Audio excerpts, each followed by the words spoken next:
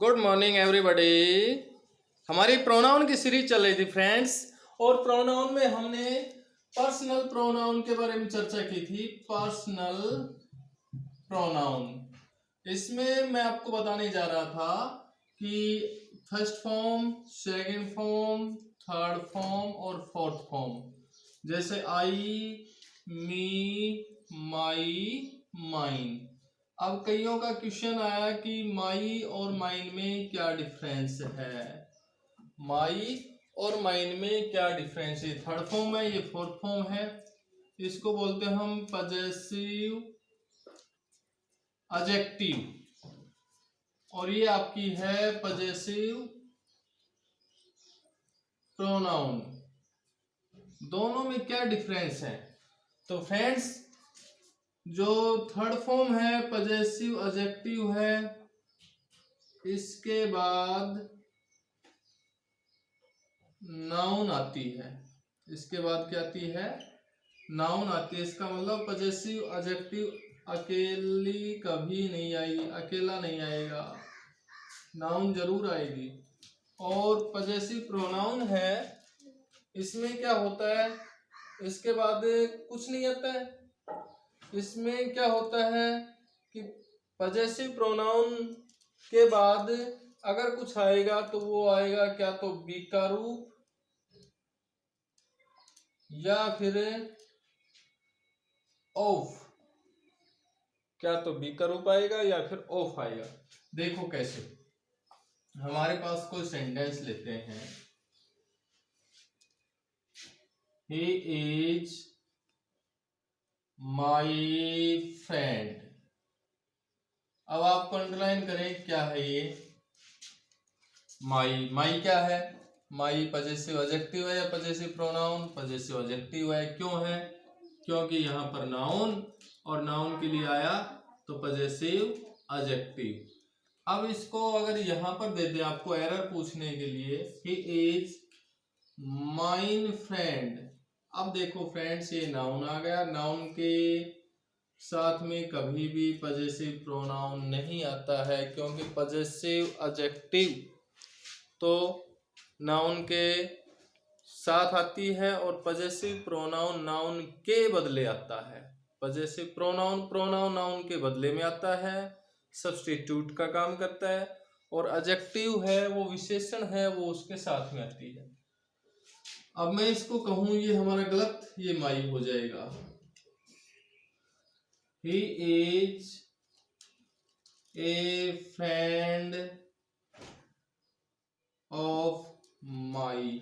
अब देखो, ये नाउन और ये ऑफ, नाउन और फिर ऑफ आ रहा है। क्या तो बी का रूप होना चाहिए या फिर ऑफ होना चाहिए। बी का रूप या ऑफ हो तो हमारे पास पजेसिव प्रोनाउन आएगा, नहीं कि पजेसिव एडजेक्टिव। तो ये आपका गलत है, और इसको हम क्या करें, माइन। नेक्स्ट सेंटेंस देखते हैं, माई इज रेड। अब इसमें देखिए, माई इज रेड है, तो माई इज रेड हो सकता है क्या?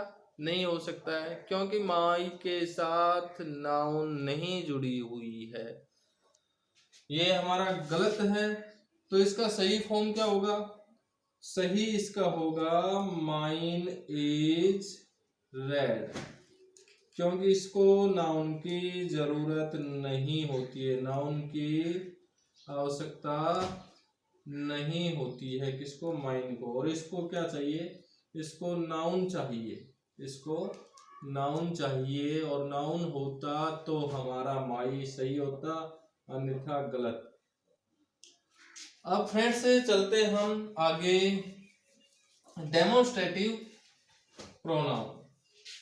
Demonstrative, demons number 2, demonstrative pronoun. Demonstrative pronoun, इसकी संख्या कितनी है? 4। कौन कौन सी? This, that, these, those. आपसे क्वेश्चन कैसे पूछा जाता है? क्वेश्चन देखो सिंपल सी बात है, दिस और दैट सिंगुलर के लिए आते हैं, ये सिंगुलर ये प्लूरल, एक बात। दूसरी, ये नजदीक ये दूर, ये नजदीक और ये दूर।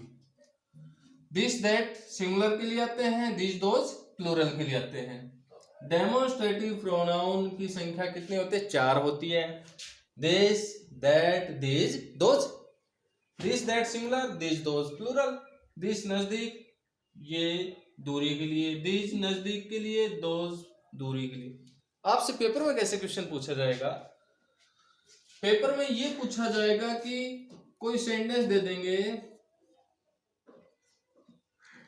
these books are mine, these are my books। आपको दे दिया इस दीज को भी, इस दीज को भी, कि यहाँ पर ये दीज क्या है, जो अंडरलाइन दीज है ये दीज क्या है। अंडरलाइन करके दीज दे दिया और आपको ऑप्शन देंगे नाउन, प्रोनाउन, एडजेक्टिव, एडवर्ब, और दोनों दे देंगे। तो आपके माइंड में आना चाहिए कि ये किसके साथ जुड़ रही है, दीज। बुक्स नाउन है और बुक्स नाउन है, तो ये क्या हुई, एडजेक्टिव हुई। आपसे पूछे दीज क्या है इसमें, इस सेंटेंस में दीज क्या है, प्रोनाउन या एडजेक्टिव, तो आपके माइंड में आना चाहिए नाउन के साथ जुड़ती है वो आपकी एडजेक्टिव होती है, और अकेली आती है जिसके बाद में बी का रूप आए या खुद अकेली आए, नाउन के साथ नहीं आती है, वह आपका प्रोनाउन होता है। क्योंकि नाउन के साथ आती है वो एडजेक्टिव होती है, और नाउन के बदले आती है वो क्या होती है, आपके पास प्रोनाउन होती है। अब देखो इसमें दीज बुक्स आर माइन, तो इसमें ये नाउन, और ये नाउन के लिए क्या आया, दीज, तो ये क्या हुआ हमारे पास एडजेक्टिव। इसमें देखो दीज आर माई बुक्स, यानी दीज आर माई बुक्स क्या नाउन है, नहीं है, तो इसका मतलब ये खुद क्या है, प्रोनाउन। देखो नेक्स्ट एक सेंटेंस देखते हैं हम, this is my watch, this watch is mine। इसमें दिस को अंडरलाइन कर दिया, इसमें दिस को अंडरलाइन कर दिया, ऑप्शन दे दिया pronoun adjective, pronoun pronoun, adjective adjective, adjective pronoun. अब आपके माइंड में क्या आना चाहिए, माइंड में तो तब आएगी जब कॉन्सेप्ट आपका क्लियर होगा।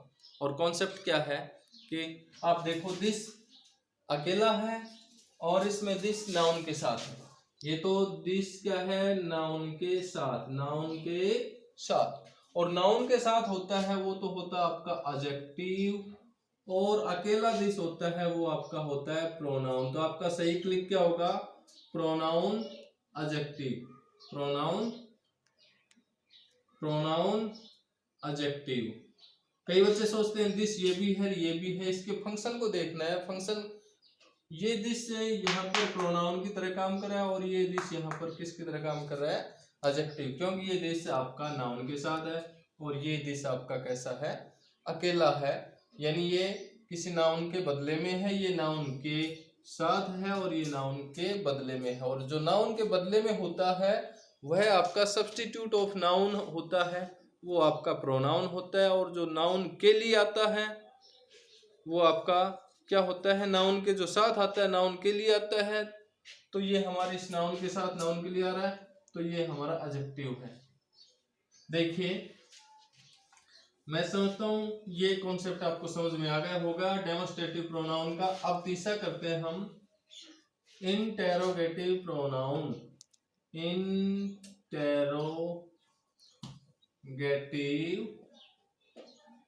प्रोनाउन। इंटेरोगेटिव प्रोनाउन में कौन कौन से होते हैं? पहला प्रश्न आपको प्रोनाउन कॉन्सेप्ट में कौन सा प्रोनाउन क्या है, आपको लाइन देंगे, सेंटेंस देंगे और उसमें क्या तो एरर संबंधी पूछते हैं, या अधिकांशतः क्या होता है अंडरलाइन करते हैं, अंडरलाइन में पूछते हैं कि जिसको अंडरलाइन किया है ये यहाँ पर इसका क्या फंक्शन है, किस रूप में आया है। तो देखिए हमारे पास आता है इंटेरोगेटिव प्रोनाउंस में WH words including how. WH words including how, WH words है और इसके साथ साथ क्या है, हाउ भी है, क्योंकि हाउ WH वर्ड से शुरू नहीं होता है। अब हमारे पास वही बात है, नाउन के बदले आए तो प्रोनाउन होगा। दोनों एडजेक्टिव को इसके साथ ही समझ लेना, नाउन के बदले आए तो प्रोनाउन होगा, नाउन के पहले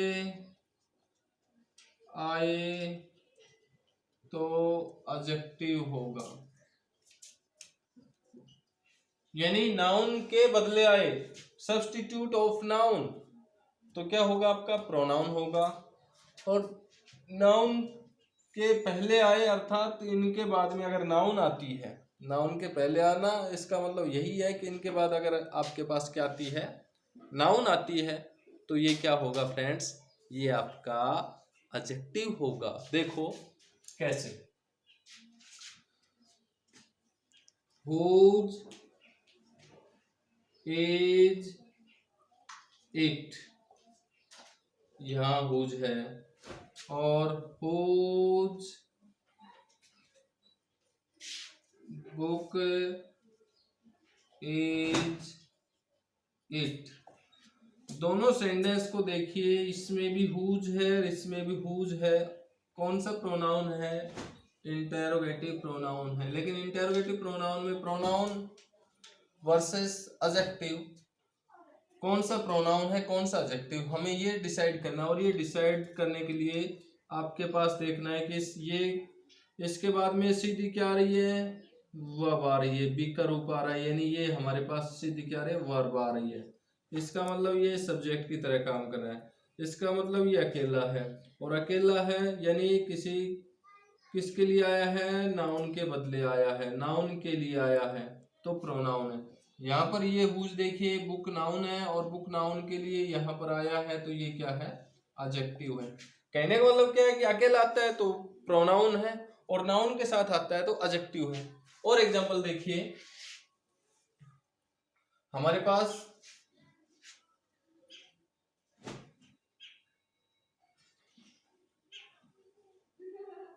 which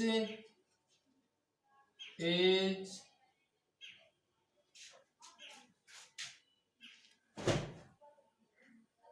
the school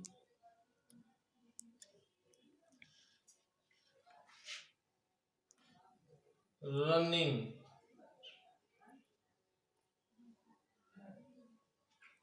which is the school running, और एक है which school is running। अब दोनों सेंटेंस में देखिए, विच यहाँ पर भी है विच यहाँ पर भी है, ये नाउन के साथ आ रहा है, नाउन के साथ आ रहा है तो ये एडजेक्टिव हुआ, और ये अकेला आ रहा है तो इसका मतलब ये क्या हुआ, प्रोनाउन हुआ। अकेला है तो प्रोनाउन, नाउन के साथ आए तो एडजेक्टिव, सिंपल सी कॉन्सेप्ट है। एस्टेट, रिट, शीटेट, बड़ी से बड़ी, ग्रेड 2 रास्त RPSC के ग्रेड 1, लगभग एग्जाम्स में ये ऐसे क्वेश्चन पूछे जाते हैं, अंडरलाइन करके पूछते हैं कि क्या है, और उसमें बहुत सारे स्टूडेंट्स हैं, बहुत सारे फ्रेंड्स हैं, मिस्टेक्स हो जाते हैं। तो इस कॉन्सेप्ट को समझो कि नाउन के साथ आता है तो एडजेक्टिव है, अकेला आता है तो क्या है, अकेला आता है तो प्रोनाउन है। इसमें एक बात है, मैं आपको 2-3 सेंटेंस बताता हूं, देखिए इसमें कई बार मिस्टेक हो जाती है। Who is he, what is he, which is he. ये मैं आपको 3 सेंटेंस लिखे मैंने। Who is he, what is he, which is he, और तीनों में क्या डिफरेंस है। हु इज ही, जब हु से क्वेश्चन किया जाता है तो ये क्या पूछता है, नेम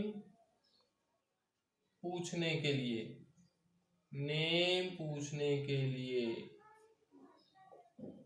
बड़े ध्यान से देखना friends, who is he, who is she किसके लिए पूछा जाता है, नेम पूछने के लिए। हु इज ही, वह कौन है, he is Mohan, he is Gopal. तो इस तरीके से हमारा जवाब होगा। व्हाट इज ही, इसका मतलब ये प्रोफेशन पूछने के लिए। जैसे हमें कहें what is he, what is your father, what is your mother, तो इसका मतलब प्रोफेशन, वह क्या काम करता है, उसका क्या व्यवसाय है। तो व्यवसाय को, प्रोफेशंस को जानने के लिए हमारे पास व्हाट का यूज होता है। और विच इज ही, चेहरे से नहीं जानते हैं,